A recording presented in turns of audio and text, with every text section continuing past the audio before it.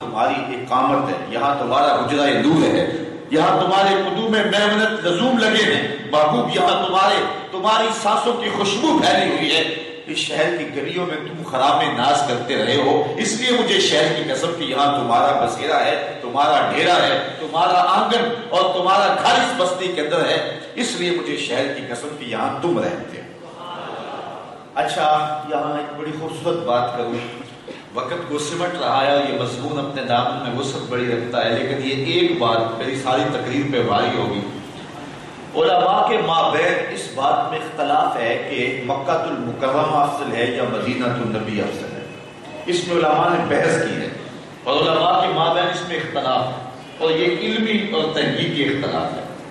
بعض نے کہا مکہ بڑا افضل ہے اور بڑے دلائل دیے، بڑا وزن ہے دلائل، بعض نے کہا مدینہ افضل ہے اور دلائل دیے، بڑا زور ہے دلائل، لیکن شیخ محقق یہاں بڑی خوبصورت بات کرے گا۔ بعض نے کہا مکہ افضل، بعض نے کہا مدینہ افضل، اور شیخ محقق اس آیت سے روشنی لے کر کے وَأَنْتَ حِلٌّ بِهَٰذَا الْبَلَدِ بیان فرماتے ہیں کہ کچھ محقق کہتے ہیں مکہ افضل، کچھ محققین کہتے ہیں مدینہ افضل، لیکن شیخ کہتے ہیں جب حضور مکے میں تھے تو مکہ افضل تھا، جب مدینے میں آ گئے تو مدینہ افضل ہو گیا۔ جدھر جدھر سے وہ گزرتے گئے مجد و شرف بھی پیچھے پیچھے رہا۔ مجھے پیر نصیر الدین نصیر علیہ رحمہ یاد آئے، وہ کہتے ہیں ایک بار وہ جدھر سے گزرے ہے نصیر، ہزار بار ادھر سے بہار گزری ہے۔ وہ مکے میں ہیں تو مکہ افضل ہے، مدینے میں ہیں تو مدینہ افضل ہے۔ اچھا، کتاب کا نام ہے عوارف المعارف، شیخ شہاب الدین سہروردی علیہ رحمہ کی مصنفہ ہے۔ جس شخص نے یہ کتاب نہیں پڑھی ہے وہ تصوف کو جاننے کا دعویٰ نہ کرے۔ اس دور کا المیہ یہ ہے کہ ایک اینٹ اٹھاؤ تو 10 پیر نکلتے ہیں، اور تصوف کی روح سے بھی لوگ آشنا نہیں ہیں۔ یہ وہ کتاب ہے کہ حضرت بابا فرید الدین گنج شکر رحمۃ اللہ تعالی علیہ اپنے مریدین کو نماز عصر کے بعد روزانہ اس کتاب کا درس دیا کرتے۔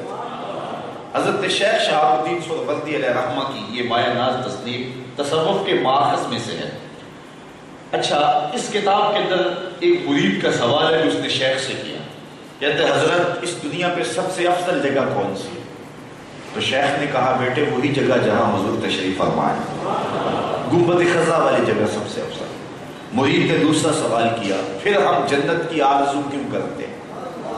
اگر سب سے افضل جگہ وہ ہے تو پھر ہم جنت کی آرزو کیوں کرتے ہیں؟ تو شیخ نے جو جواب دیا وہ سماعت کیجیے۔ فرمانے لگے بیٹے جب حضور دنیا میں ہیں تو سب سے افضل جگہ یہ ہے، جب جنت میں ہوں گے تو سب سے افضل جگہ وہ ہوگی۔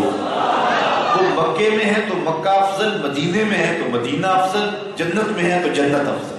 جدھر جدھر سے گزرتے جائیں گے شرف پیچھے پیچھے رہے گا۔ اچھا، اس کو ایک مثال سے سمجھاؤں، یہ صرف عقیدتوں کا جوش نہیں، حقیقت ہے۔ علماء نے لکھا، حدیث میں آتا ہے، حضور نے فرمایا کہ شرف، پہلی صف کا جو شرف ہے، صف اول کا جو شرف ہے، اگر لوگوں کو پتہ چل جائے کہ کیا ہے تو وہ پہلی صف میں کھڑا ہونے کے لیے جو ہے وہ کوشش کریں، جوہد کریں، لوگ کلا ڈالیں پہلی صف میں کھڑا ہونے کے لیے، آپس میں الجھاؤ ہو جائے، ہر بندہ کہ میں نے پہلی صف میں کھڑا ہوں۔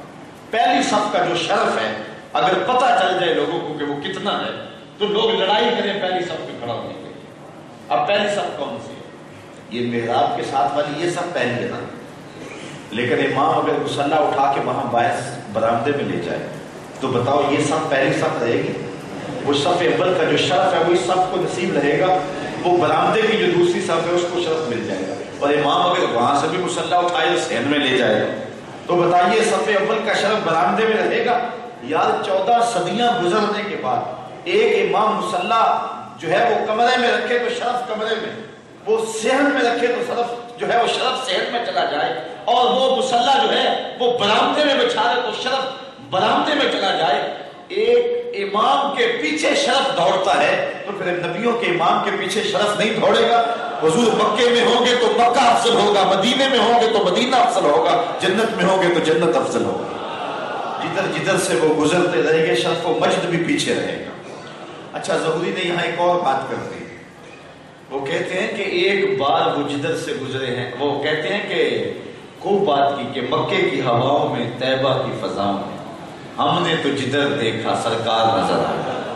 اچھا، اگر مکے میں جائیں تو وہاں بھی سرکار نظر آتے ہیں، اور مدینے میں جائیں تو وہاں بھی سرکار نظر آتے ہیں، طائف میں جانا ہو تو وہاں بھی سرکار نظر آتے ہیں، اور مسجد اقصیٰ میں جائیں تو وہاں بھی سرکاری نظر آتے ہیں، تو جدھر جدھر دیکھتے جائیں انہی کے نماز پھیلے ہیں۔ وہ کیا کسی نے کہا تھا، گلی گلی میری یاد بچھی ہے، پیارے رستہ دیکھ کے چل، مجھ سے اتنی وحشت ہے تو میری حدوں سے دور نکل۔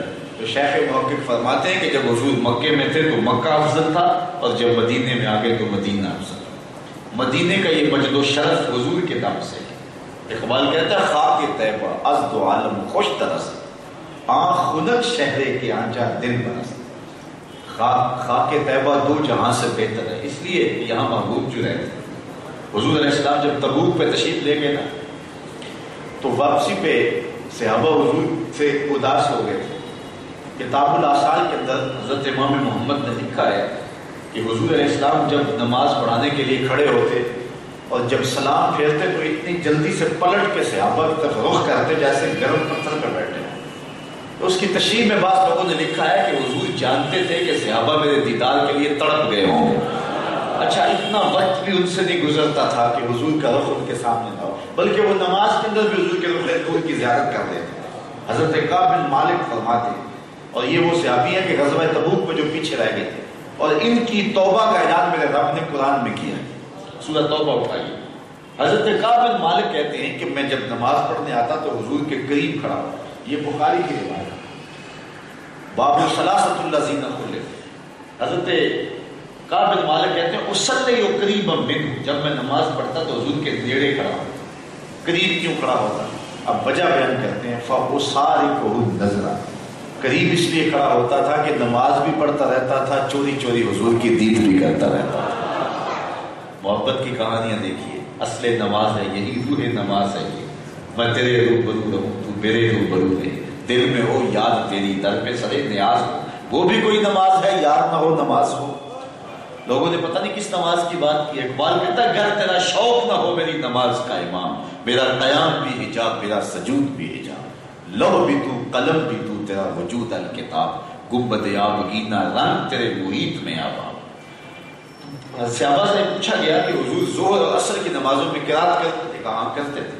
کہا تمہیں کیسے پتہ ہے، تم تو نماز میں ہوتے تھے؟ کہا نحن نعلم باستواب لحیتہ، ہم حضور کی داڑھی کی جنبش سے اندازہ کرتے تھے، معلوم ہوا نماز بھی پڑھ رہے ہیں تو پھر محبوب کی دید بھی کر رہے ہیں۔ تو صحابہ کے لیے یہ مشکل تھا کہ حضور کی جدائی کے لمحے کاٹیں۔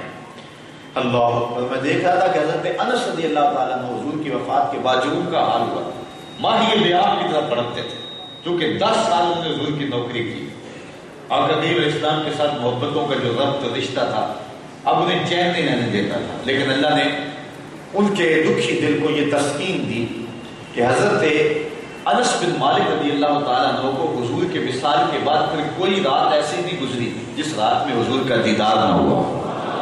اللہ نے یوں نے تسکین عطا۔ اللہ اکبر، حضور کے ایک صحابی تھے جو اپنے باپ کو پانی دے رہے تھے، عبداللہ بن زید، ان کے بیٹے نے جا کے خبر دی کہ اللہ کے محبوب کا انتقال ہو گیا۔ بس یہ بجلی بن کے ان کے دل پہ خبر کی، انہوں نے ہاتھ اٹھا لیا، کہا اللہم اذہب بصری حتی لا ارا بعد حبیبی محمد احدا، اے اللہ مجھے اندھا کر دے۔ آنکھوں کے دیے اس لیے روشن تھے کہ تیرے محبوب کو دیکھتا تھا، اب تیرے محبوب تیرے مزار چلے جائیں گے تو میں نے آنکھوں کی روشنی کو کیا کرنا ہے۔ اللہ نے ان کی آنکھوں کی روشنی واپس لے لی۔ لوگوں کو پتہ چلا تو ان کا حال پوچھنے گئے، کسی نے افسوس کرتے ہوئے کہا کہ بڑا افسوس ہے تمہاری آنکھوں کی بینائی جاتی رہی ہے، تو آپ فرمانے لگے تمہیں افسوس ہوگا، مجھے تو کوئی نہیں، میں تو حضور کے بغیر کسی کو دیکھنا ہی نہیں چاہتا۔ اور اعلیٰ حضرت بولے کون نظروں پہ چڑھے دیکھ کے تلوا تیرا، کون نظروں پہ چڑھے دیکھ کے تلوا تیرا۔ یہ ان کی پیار کی کہانی، یہ ان کی محبت کی کہانی ہے۔ حضرت ابو العباس مرسی رضی اللہ تعالیٰ عنہ فرماتے ہیں کہ آج بھی میری کیفیت یہ ہے، اگر آنکھ جھپکنے کی مقدار بھی حضور میری آنکھوں سے اوجھل ہو جائے، ما عادت تو لی مسلمہ، اس گھڑی میں اپنے آپ کو مسلمان ہی نہیں مانتا ہوں، ہر وقت حضور میری نگاہوں کے سامنے ہو گئے۔ تو یہ ان کے لیے محبت کی کہانیاں تھی۔ حضور کی جدائی ان سے برداشت نہیں ہوا کرتی۔ اب حضور چلے گئے تبوک پہ، پیچھے رہ کے وہ تڑپتے تھے۔ جب حضور تشریف لائے، خبر پہنچی تو وہ مدینے سے باہر نکل کے حضور کا استقبال کرنے کے لیے گئے۔ اچھا، جدھر سے اہل تبوک والے وہ آ رہے تھے، یہ قافلہ آ رہا تھا جس میں حضور بھی جلوہ فراز تھے، مدینے سے ہوا سمت کی طرف جا رہی، اور گرد اڑی اور دونوں طرف سے جب قافلے آمنے سامنے ہوئے تو گرد اڑی، تو مجاہدین نے اپنے آپ کو گرد سے بچانے کے لیے اپنے اماموں کے شملے اپنی ناک